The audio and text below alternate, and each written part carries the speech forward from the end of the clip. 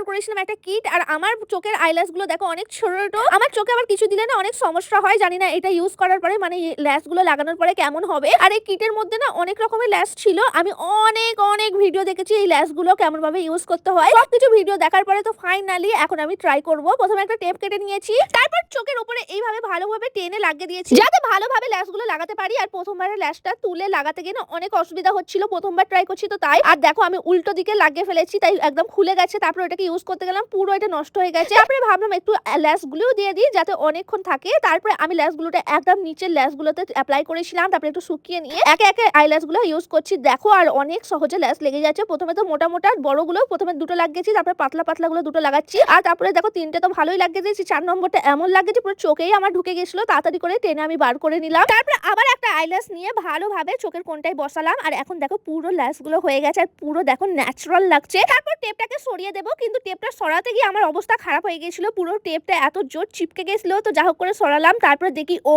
মাই god, চোখটা কত সুন্দর ল্যাশটা হয়ে গেছে। দেখো চোখের কোণে একটু জল বেরোচ্ছিল, তারপর জলটা মুছে দেখো আমি দেখলাম এত সুন্দর পুরো ন্যাচারাল লাগছে। এবার চলো অন্য চোখে করার পালা। আর সেম প্রসেস করব, আমি সেম টেপ লাগিয়ে দিয়েছি। আর তোমরা বিশ্বাস করবে না, প্রথমে যে চোখটা করেছিলাম সেই চোখে যতটা সময় লেগেছে আর এই চোখে ততটা সময় একদমই লাগেনি, মানে তার হাফ সময়ও লাগেনি, এত তাড়াতাড়ি হয়ে গেছে। তারপরে টেপটাকে আমি সরিয়ে দিলাম। টেপটা সরানোর পর দেখো কতটা সুন্দর লাগছে, মানে দুটো চোখ বাড়িতে এক্সটেনশন করেছি, কেউ বিশ্বাসই করবে না, মনে হবে সালন থেকে আমি এক্সটেনশন করিয়ে এসেছি। দেখো কতটা সুন্দর লাগছে। তো তোমরা কমেন্ট করে বলো কেমন লাগছে। আর প্রোডাক্টের লিংক চাইলে সেটাও কমেন্ট করো, আমি তোমাদের প্রোডাক্টের লিংকটাও দিয়ে দেবো।